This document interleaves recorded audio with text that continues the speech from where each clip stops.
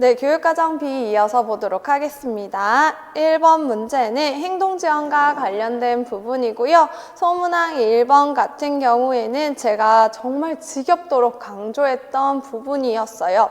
그래서 소문항 1번 보시면 가의 A를 근거로 기억에 들어갈 긍정적 행동지원의 요소를 써라 라고 되어 있어요. 선생님들 기억에 들어갈 긍정적 행동지원의 요소 무엇이라고 쓰셨나요?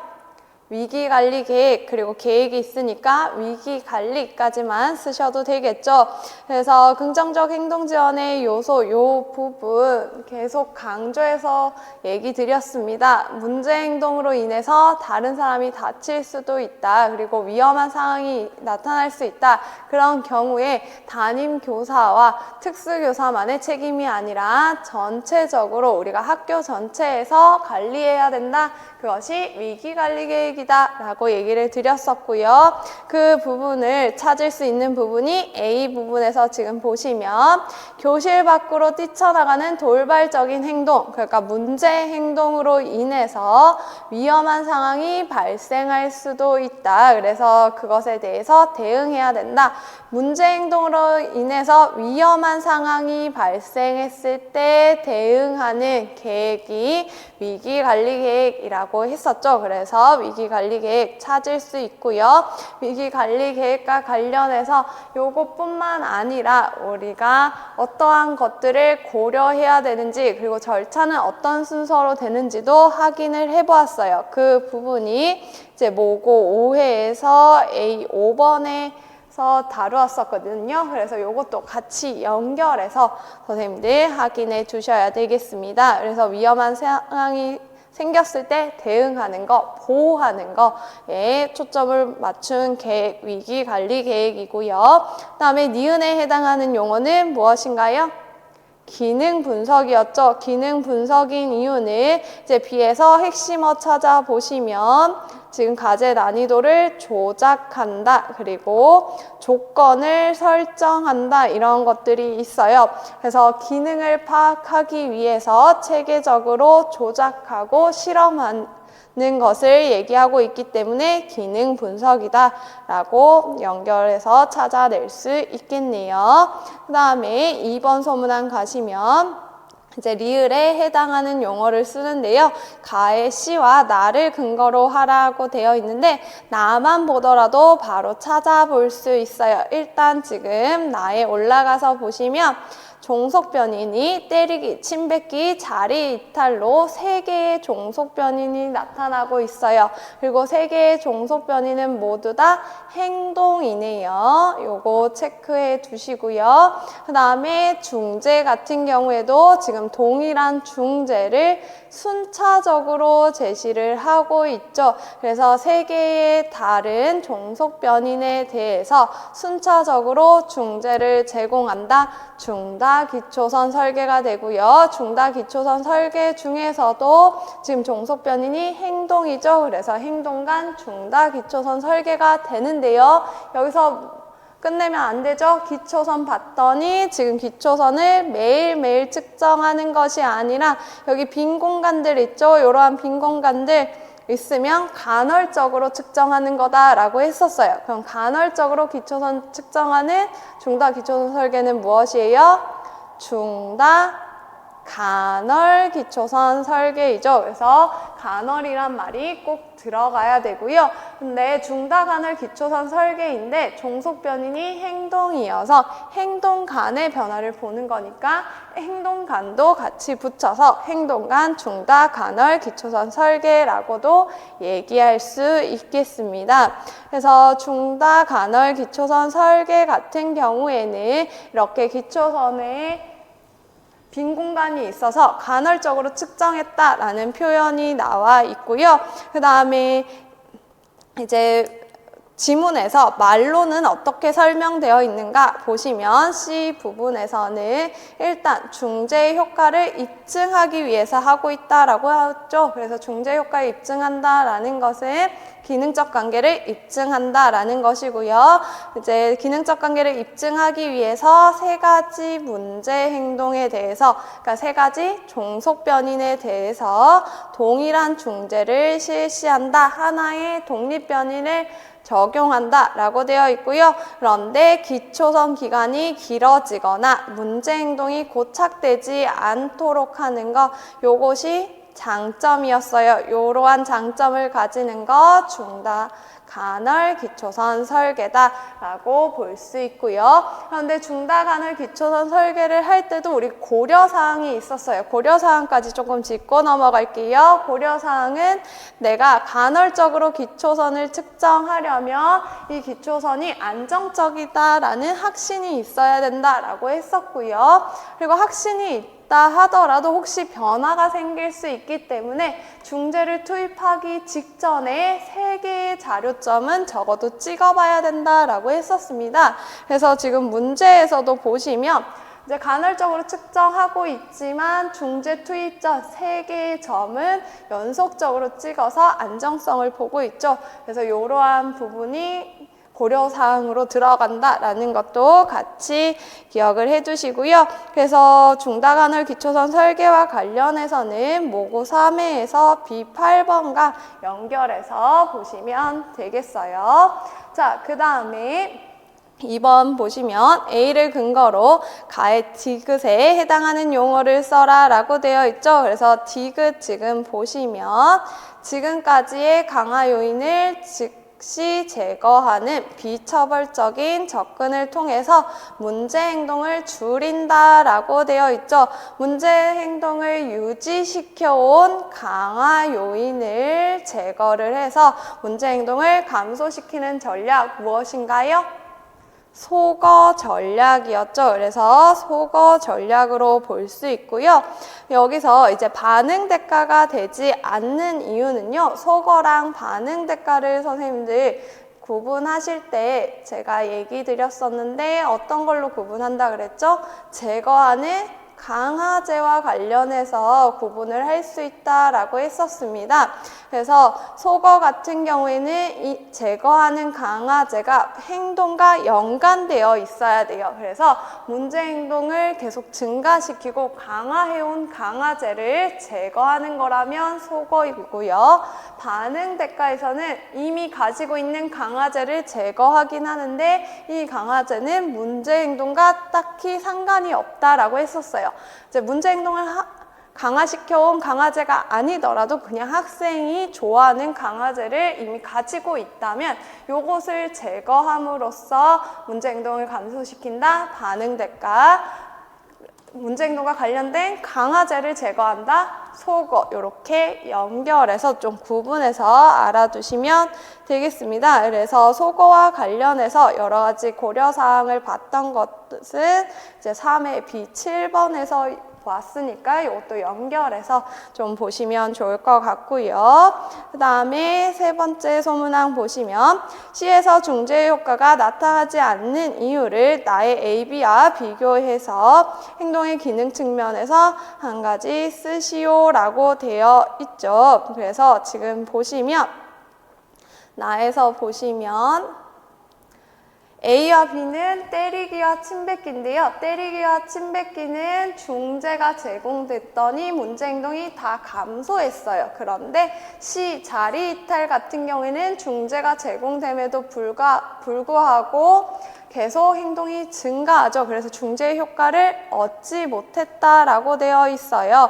그것에 대해서 이제 행동의 기능적인 측면에서 한 가지 써라라고 되어 있는데 중다기초선 설계, 중다간헐기초선 설계에서 종속 변인을 3가지를 정할 때는 기능적으로 2가지를 고려하라라고 했었습니다. 기능적으로 독립적인가 그리고 기능적으로 유사한가 라는 걸 보기로 했었죠. 그래서 기능적으로 독립적이다 라는 것은 이 행동에 대해서, 종속변이에 대해서 중재가 일어나지 않았을 때는 중재의 영향을 받지 않고, 이 행동 자체에 대해서 중재가 제공되었을 때만 중재의 영향을 받는 것이 독립적인 것이었고요. 유사한 것은요, 똑같은 동일한 중재를 제공했을 때 동일한 효과를 나타내는 것이었죠. 그런데 지금 C 같은 경우에는 동일한 중재를 제공했는데 A와 B와는 달리 중재의 효과가 나타나지 않았다. 중재의 효과가 다르게 나타났다. 그러면 유사하지 않다라고 볼 수 있겠네요. 그래서 행동의 기능적인 측면에서 한 가지 써라 라고 했을 때는 기능적으로 유사하지 않다라는 말을 넣어서 설명을 해 주시면 되겠습니다. 그래서 기능적으로 유사하다라는 것이 핵심어로 들어가시면 되겠어요. 자, 그 다음에 2번 문제로 넘어가서요. 2번은 학습장애와 관련된 부분이고요. 이제 소문항 1번을 보시면 가의 기억과 나의 A를 참고해서 가의 A에 들어갈 읽기 교수 영역을 써라 라고 되어 있어요. 그래서 읽기 교수 영역은 무엇인가요? 읽기 유창성이었죠. 왜 읽기 유창성인가? 가의 기억 지금 보시면 그래서 단어를 읽을 수는 있대요. 그런데 또래에 그래서 빈번하게 띄어 읽어서 뜻이 잘 드러나도록 자연스럽게 읽지 못한다라고 하고 있죠. 띄어 읽기는 우리가 끊어 읽기라고 볼 수 있고요. 끊어 읽는 것은 표현력과 관련된 것이었죠. 그런데 이 표현력을 잘 살려서 읽는다라고 하면 읽기 유창성 을 연결해낼 수 있어요. 그래서 표현력을 나타내고 있기 때문에 읽기 유창성이라고 기억만 보고도 우리가 파악할 수 있고요. 그런데 A도 참고하라라고 하니까 A 부분 보시면 지금 띄어 읽는 결과를 봤더니 너무 빈번하게 지금 띄어 읽고 있죠. 그래서 끊어 읽는 것에서 어려움을 보인다. 그래서 의미가 통하는 구나 절로 끊어 읽지 못하고 있다. 표현력에서 어려움을 보인다라는 거 여기서도 동일하게 찾을 수 있네요. 표현력과 관련된 거 읽기 유창성. 그래서 지금 소문항 1번에 들어갈 거 읽기 유창성이라고 보시면 되고요. 그래서 니은에 해당하는 읽기 지도 방법 같은 경우에는 이제 읽기 유창성을 향상시키는 방법이 나오겠죠. 그래서 반복 읽기를 생각할 수 있는데 반복 읽기 중에서도 지금 보시면 표현력에서 계속 문제가 나오고 있어요. 그러면 끊어서 반복 읽기를 할 수 있겠구나 라고 추론하면서 니은을 볼 수 있겠죠. 니은 보시면 동일한 글을 자연스럽고 능숙하게 읽을 때까지 소리 내어서 수차례 읽는 연습. 우리가 소리 내어서 계속 반복적으로 읽는 거 반복 읽기라고 했었고요. 이 학생이 자연스럽고 능숙하게 읽으려면 표현력이 향상되어야 되죠. 그래서 표현력을 위해서 반복적으로 읽는다. 그래서 끊어서 반복 읽기 할 수 있겠구나 라고 답안 작성하시면 되겠습니다. 그래서 읽기 유창성을 향상시키기 위해서 많이 사용하는 방법이 반복 읽기인데요. 반복 읽기 중에서 어떠한 유형들이 있는가 조금 보시자면 일단 학생 성인 읽기와 짝과 함께 반복 읽기 같은 경우에는 이제 학생 혼자 반복해서 읽는 것이 아니라 성인이나 또래와 함께 읽는 것을 이야기하고요. 이때 성인과 또래 같은 경우에는 유창하게 읽는 시범을 보이는 역할을 해요.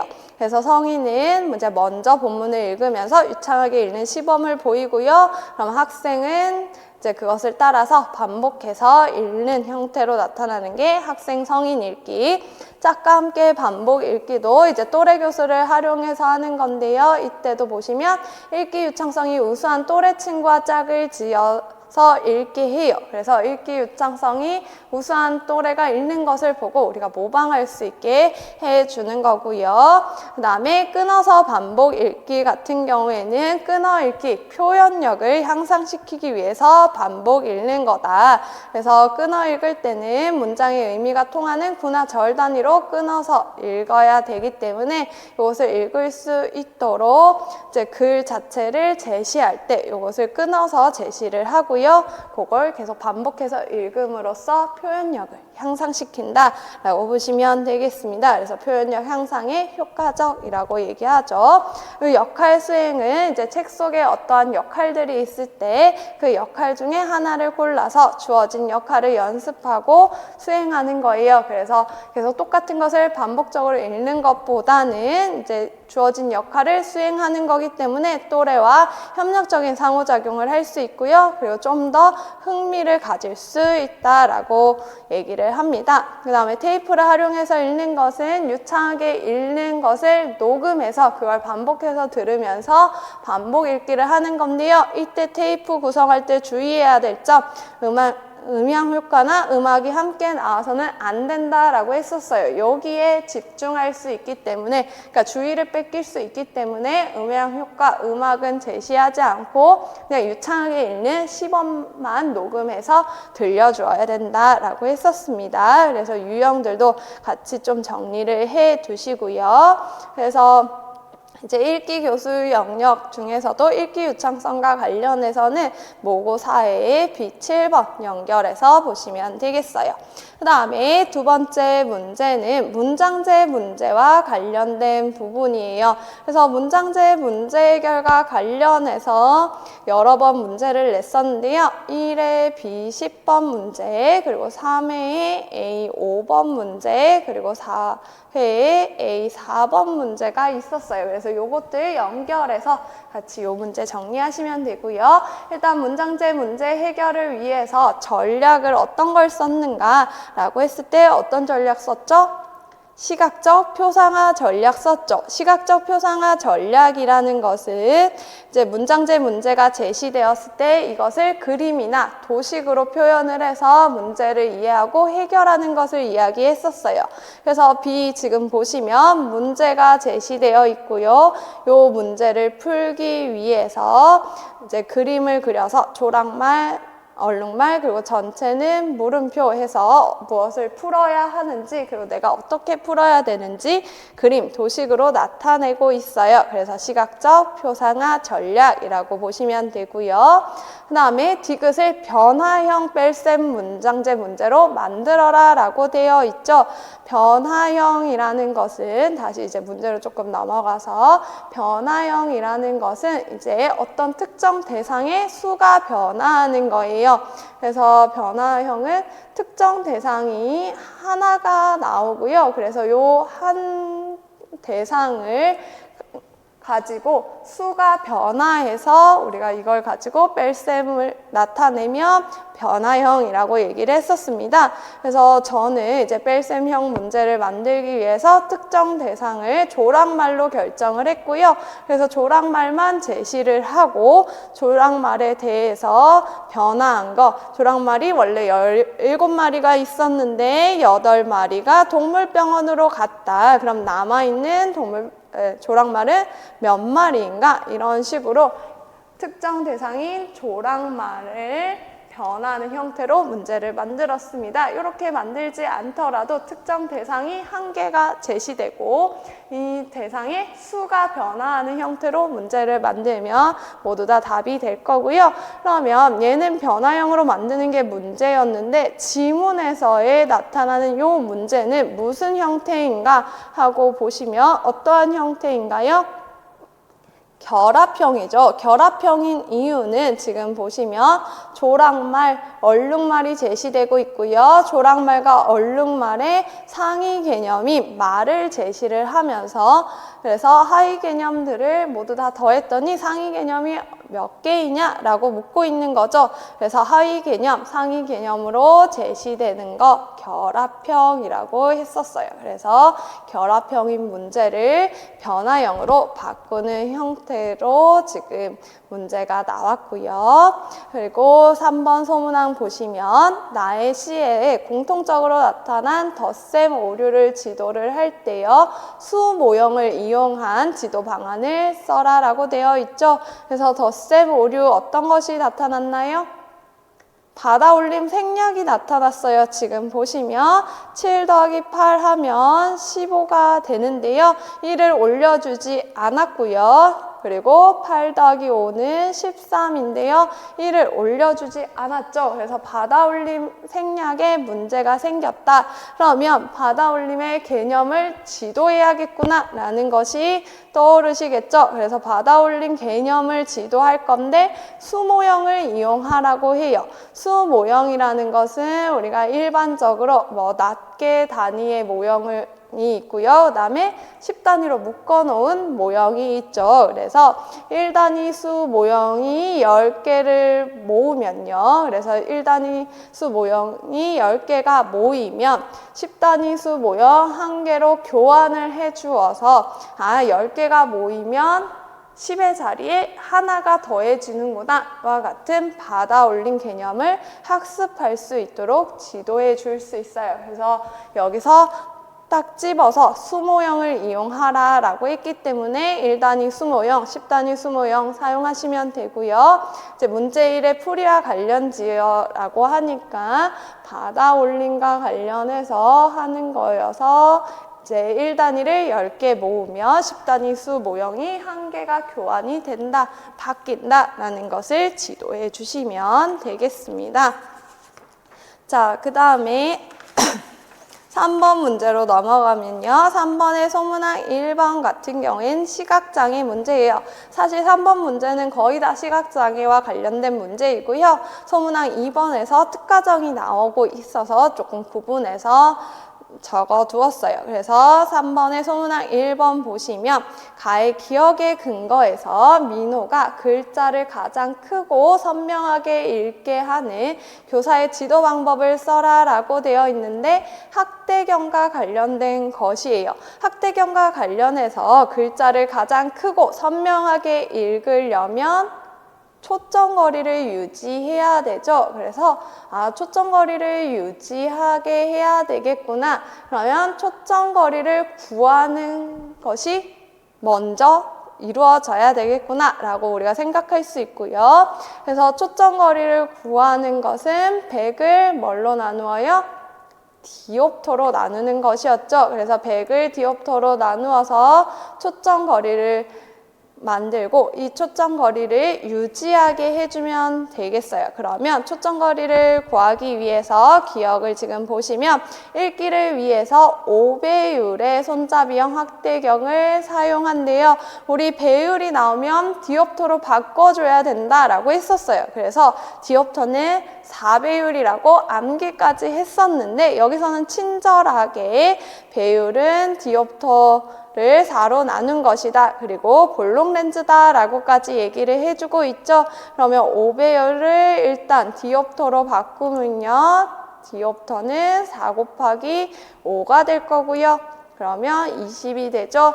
그러면 여기 20을 대입을 하면 초점거리는 5cm가 나옵니다. 그래서 5cm를 유지한다라고 해야 되는데요. 유지할 때 이제 초점거리가 무엇인지 학대경 렌즈와 글자 간의 거리로 관련 지어주라라고 했었죠. 그래서 학대경과 글자의 초점거리를 5cm로 유지한다라고 선생님들 써주시면 되겠고요. 그 다음에 2번 문제는 A를 고려해서 나의 니은의 방법을 한 가지 쓰시오 라고 되어 있어요. 이제 니은 같은 경우에 밑에 지금 보시면 학대경을 사용할 때 넓은 시야로 자료를 볼 수 있도록 지도한다 라고 되어 있네요.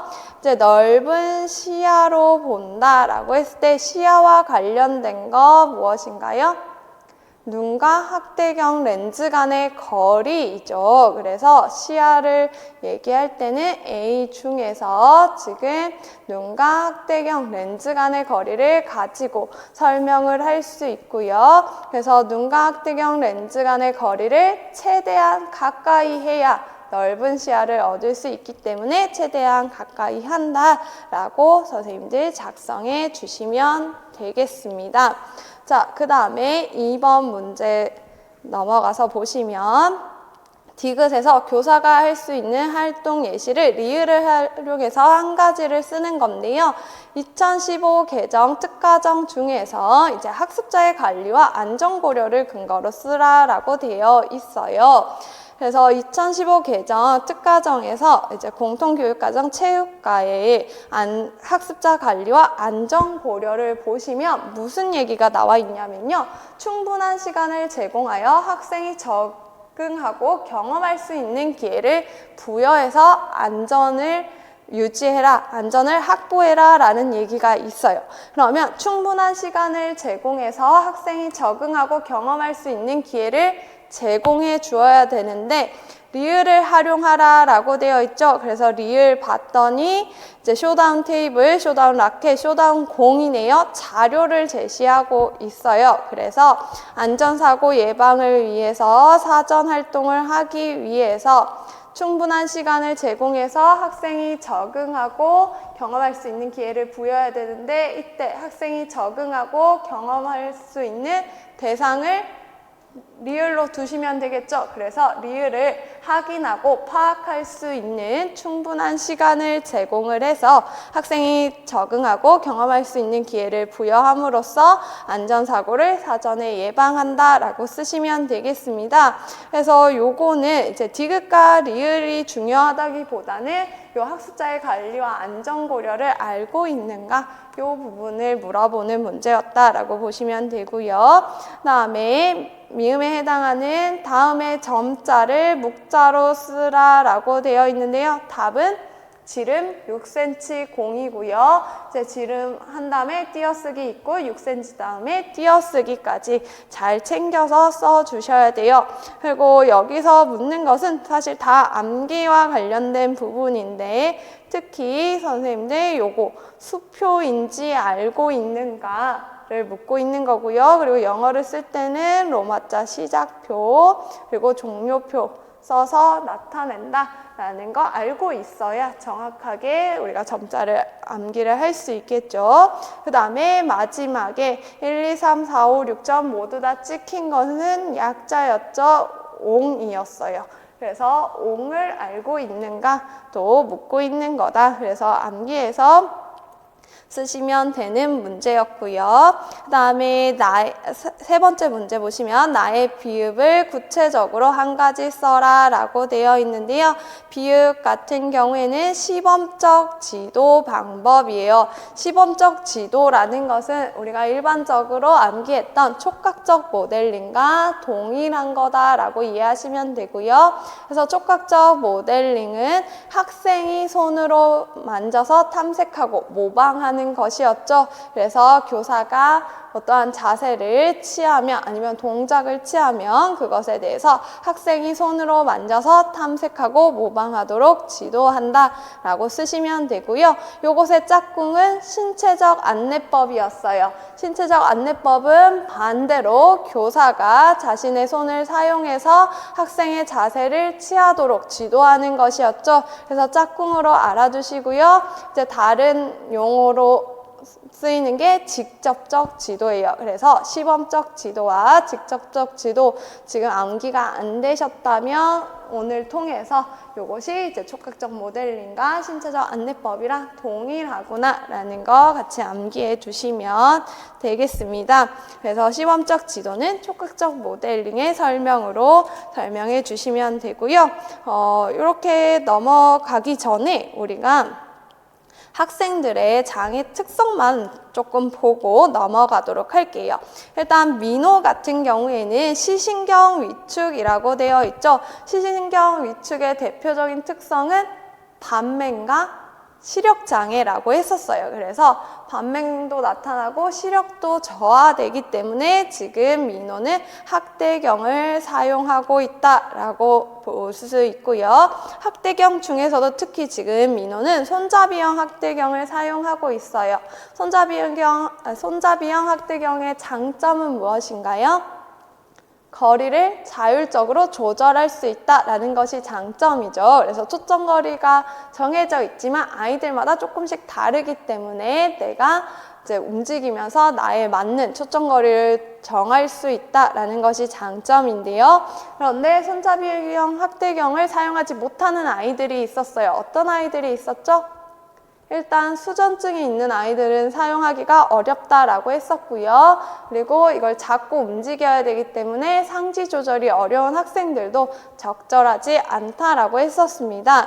그리고 손잡이형 학대경을 사용하면 초점거리를 자율적으로 할 수 있다라는 것이 장점이지만 그걸 반대로 생각하면 초점거리에 대해서 이해하지 못하는 학생들은 손잡이형 학대경을 사용하기가 어렵겠죠. 그래서 초점거리 이해가 어려운 어린 아동이나 아니면 지적장애가 심한 아이들은 사용하기가 어렵다라는 것도 좀 연결해서 기억을 해 두시고요. 그 다음에 현아로 넘어가서 현아는 망막색소 변성이래요.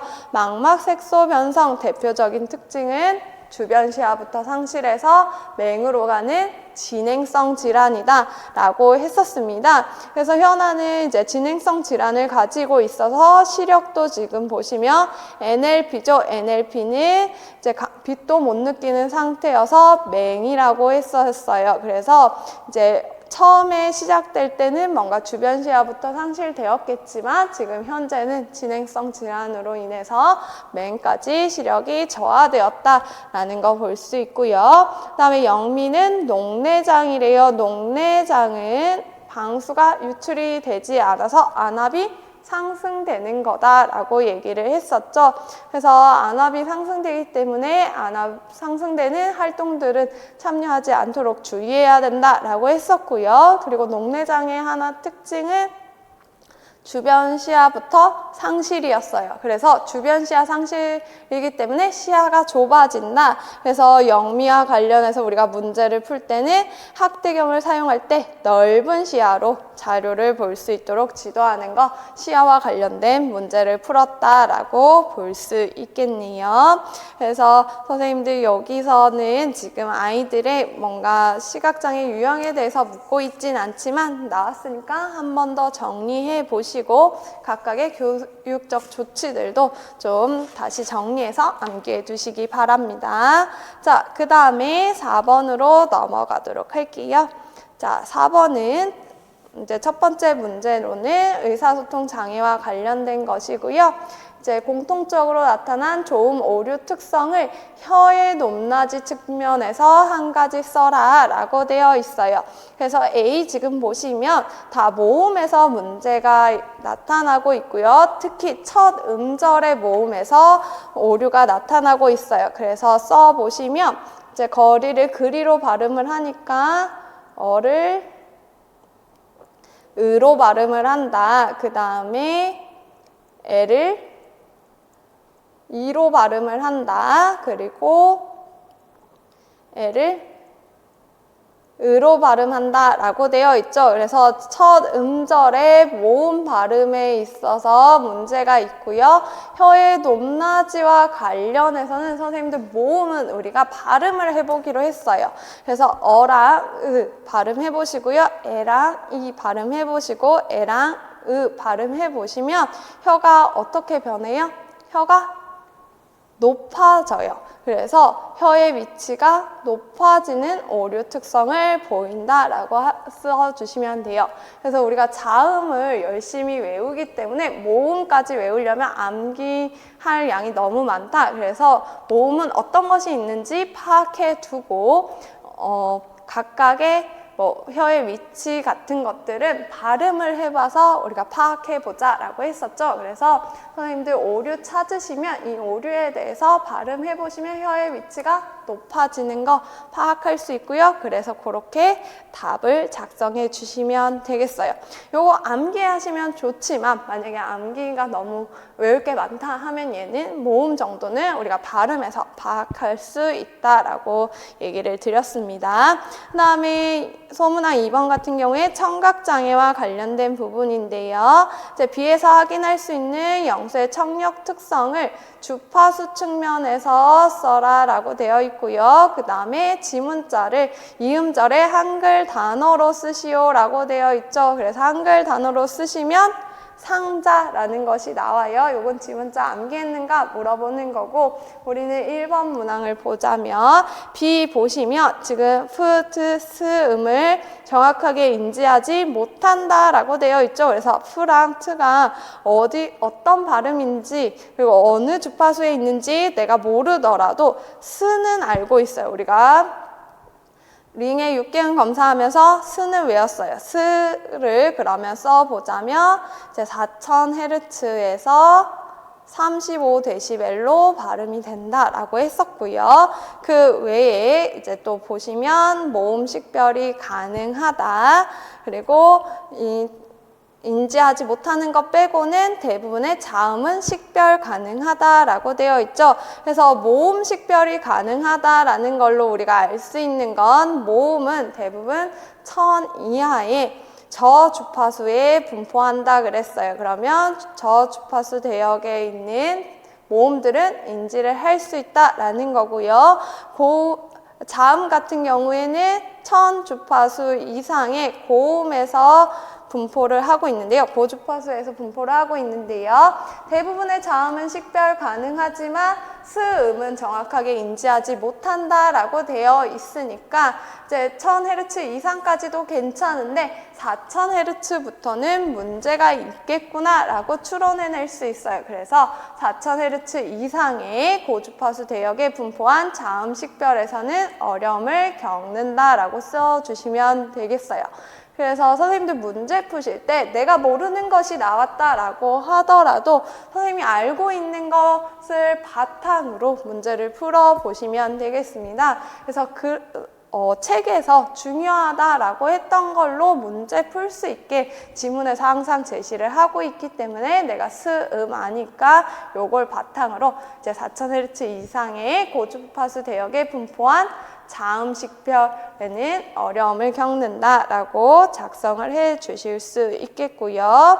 그리고 이제 세 번째 소문항은 일반 초등이어서 넘어가도록 할 거고요.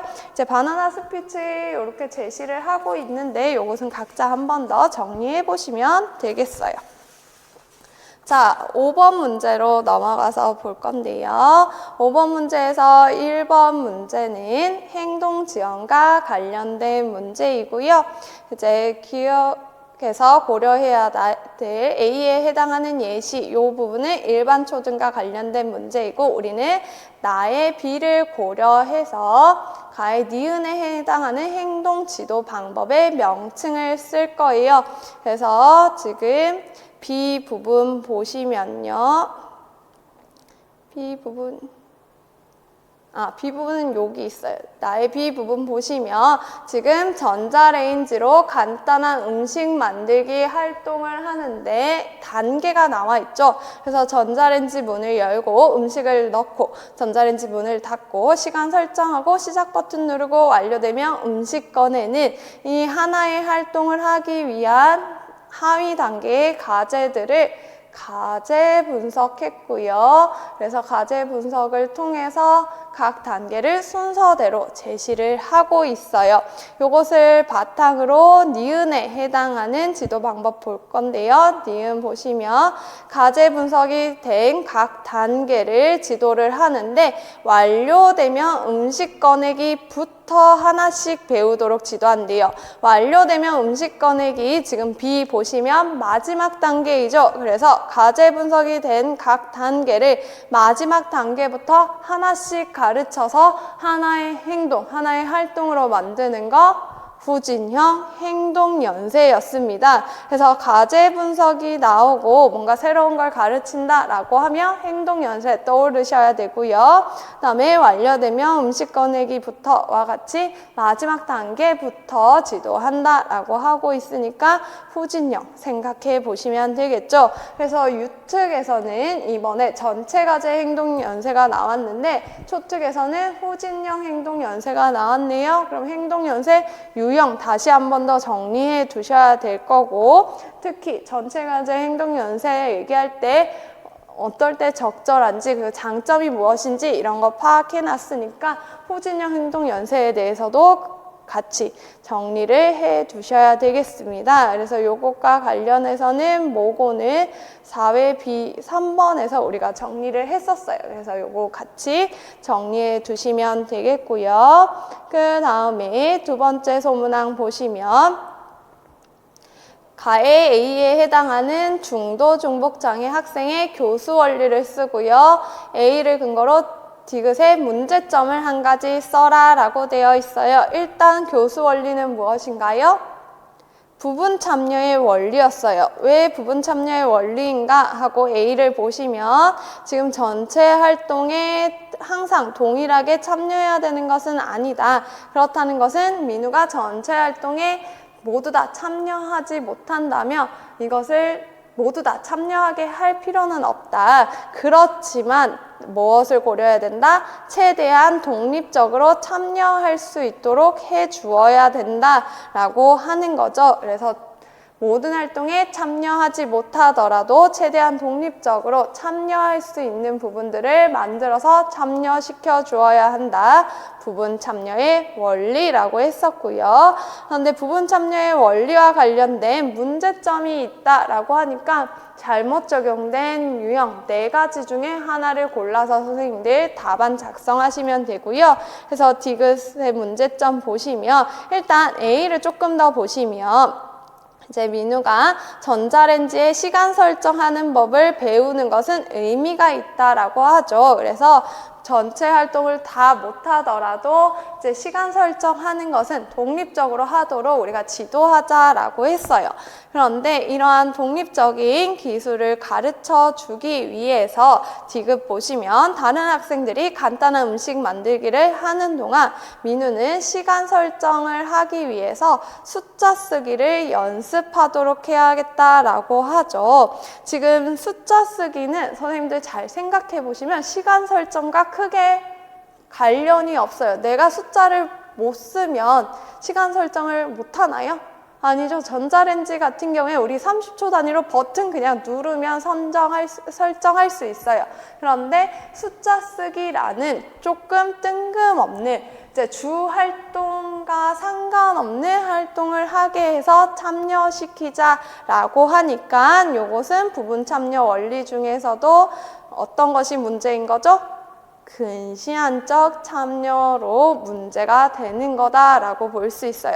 이제 근시안적 참여 선생님들 항상 헷갈려 하셔서 제가 한번 설명드렸었는데 근시안적 참여라는 것은 이제 부분 참여를 하기 위해서 학생에게 뭔가 독립적인 활동을 지도하고 수행하게 할 때 내가 지금 가르치고자 하는 주 활동과 상관없는 뜬금없는 활동을 가르칠 때 근시안적 참여라고 보시면 돼요. 그래서 지금도 시간 설정이라는 주 활동을 하기 위해서는 그냥 버튼을 몇 번 누르냐 이런 것들을 가르치면 되는데 숫자 쓰기라는 조금은 상관없는 관련 없는 걸 지도하고 있기 때문에 이제 근시안적 참여다라고 보시면 되겠어요. 그래서 근시안적 참여로 인해서 민우는 학습의 전반적인 기회들로부터 이득을 보지 못했다는 문제점이 생기게 됩니다.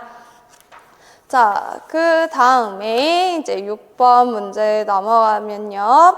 이제 감각 처리 모델 관련해서 초특에서도 요번에 문제가 나왔죠. 그래서 유특에서도 나오고 초특에서도 나왔다. 중특에서도 나올 수 있다라는 거 기억해 두시고 정리해 두셔야 되겠는데요. 근데 지금 문제 꼼꼼하게 읽어보셨으면 아시겠는데 지금 감각 처리 모델에 의해서 4가지 중에 하나를 정하라는 것이 아니라요. 신경학적 역치 측면에서 써라 라고 되어 있죠. 그래서 신경학적 역치가 높은가 낮은가만 선생님들 써주시면 돼요. 그래서 A 부분 보시면 지금 책상 모서리를 계속 문지르고요. 그 다음에 바퀴를 지속적으로 돌리고요. 손으로 계속 계속 문지르는 그러한 형태가 나타나요. 지금 무언가를 계속 문지르거나 돌리거나 이러한 행동을 나타나는 것은 내가 감각을 얻기 위해서 하는 거죠. 그래서 감각 자극을 얻기 위함이다. 그럼 나에게 지금 들어오는 감각 자극이 적기 때문에 얻으려고 하는 거죠. 그럼 감각 자극이 적다, 나에게 들어오는 것이 적다 하면 신경학적 역치는 높다라고 볼 수 있겠네요. 우리가 신경학적 역치가 높으면 둔감하다라고 얘기를 했었고요. 신경학적 역치가 낮으면 민감하다라고 했기 때문에 여기서는 지금 둔감 반응으로 인해서 감각 자극을 계속 추구하는 그런 형태가 나타나서 신경학치가 높다라고 선생님들 써주시면 되고요. 그런데 여기 문제에서 지금 보시면 신경학적 역치가 높은 것만 알 수 있는 게 아니고요. 신경학적 역치가 높아서 내가 감각을 추구하기 위해서 적극적으로 행동을 하고 있어요. 그래서 자기조절 전략도 적극적이다라는 거 파악할 수 있거든요. 그러면 이제 문제에서 묻는 건 아니지만 신경학적 역치가 높고 적극적으로 자기조절 전략을 한다라고 하면 4가지 유형 중에서는 무엇인가요? 감각 추구죠. 그래서 저는 이제 답에도 이제 감각 추구라는 말을 쓰긴 했어요. 그런데 감각 추구가 중요한 건 아니고요. 답을 쓸 때는 신경학적 역치 측면에서 써라 라고 되어 있기 때문에 신경학적 역치가 높다라는 말만 들어가면 됩니다. 그렇지만 중특 선생님들께서는 요거가 나올지 아니면 이제 4가지 유형이 나올지 모르니까 같이 다 정리를 해 두셔야 되겠고요. 그 다음에 이제 기억의 목적을 써라 라고 되어 있는데요. 기억 지금 보시면 미술 수업 시간에 물감을 감각적으로 탐색하는 다양한 미술 활동을 지도하고자 한다라고 되어 있죠. 그래서 수업 중에 감각을 추구할 수 있는 행동들, 활동들을 계속 제공해 주고 있어요. 그래서 활동 내에서 감각 추구를 할 수 있는 기회를 제공하면 어떤 것이 좋을까요? 왜 이걸 제공할까요? 아이가 지금 감각 추구를 하기 위해서 문제 행동들을 보이죠. 그런데 수업 중에 자연스럽게 감각 추구 기회가 주어지게 되면 감각 추구와 관련된 문제 행동이 예방되기 때문에 이러한 것을 합니다. 그래서 기억의 목적을 쓰실 때는 감각 추구와 관련된 문제 행동을 예방하는 것이다 라고 목적 써주시면 되고요. 이것과 관련해서 우리가 감각 추구를 조금 볼 건데요. 감각 추구 같은 경우에는 높은 신경학적 역치를 가지고 있고 적극적인 자기 조절 전략을 사용을 합니다. 그래서 학생들의 특성을 보시면, 행동 특성을 보시면 일상에서 다양한 감각 자극을 추구하는 그러한 행동들이 나타나고요. 그래서 다양한 감각 자극을 얻기 위해서 상동행동, 반복행동, 자해행동 이러한 것들이 나타나고 뭔가 충동적으로 행동을 하는 충동행동도 나타나게 돼요. 그래서 지문에서 이제 다양한 감각 자극을 추구한다, 뭐 상동행동, 반복행동, 자해행동, 충동행동 이런 것이 나타난다 하면 감각과 관련해서는 감각 추구다라고 연결할 수 있고요. 이러한 감각 추구 아이들은 지금 보시면 감각을 추구하기 위해서 여러 가지 문제 행동이 나타나죠. 그래서 이 아이들을 지도할 때는 미리 자연스럽게 그리고 우리가 사회적으로 수용할 수 있는 감각 추구 기회를 제공을 해서 문제 행동을 예방할 수 있어요. 그래서 지원 전략의 예시에서 첫 번째 동그라미 보시면 활동 내에서 감각 추구를 할 수 있는 기회를 포함해서 제공한다라고 하고 있죠. 이렇게 사회적으로 용인 가능한 기회를 제공을 함으로써 문제 행동을 예방할 수 있다라고 생각을 해주시면 되겠습니다. 그리고 활동의 예 같은 경우에는 선생님들 각자 한번 보시면 되겠고요. 그 다음에 이제 소문항 2번 볼 건데요. 소문항 2번에서는 가해 디귿을 후속 강화제로 사용한 프리맥의 원리를 적용해서 리을을 지도한다. 그랬을 때 디귿과 리을의 활동을 구성하여 쓰시오라고 되어 있네요. 프리맥의 원리 유특에서도 나왔는데 초특에서도 나왔고요. 그리고 지문만 달라졌지만 묻는 것은 동일하죠. 프리맥의 원리를 적용했을 때 지금 활동 순서가 어떻게 되는가라는 걸 묻고 있어요. 동일한 걸 묻고 있네요. 그러면 선생님들 프리맥의 원리라고 했을 때 제일 먼저 나와야 되는 거 무엇이라고 했죠? 덜 선호하는 활동이라고 했죠. 그래서 덜 선호하는 활동 먼저 제시하고요. 그 다음에 더 선호하는 활동 제시해서 더 선호하는 활동으로 강화한다 라고 했었습니다. 그러면 디귿과 리을 중에 무엇이 더 선호하는 활동인지 무엇을 덜 선호하는지 확인해 보시면 되죠. 디귿 같은 경우에는 물감을 손으로 만지는 활동이고요. 리을 같은 경우는 실그림 기법으로 작품 완성하기예요.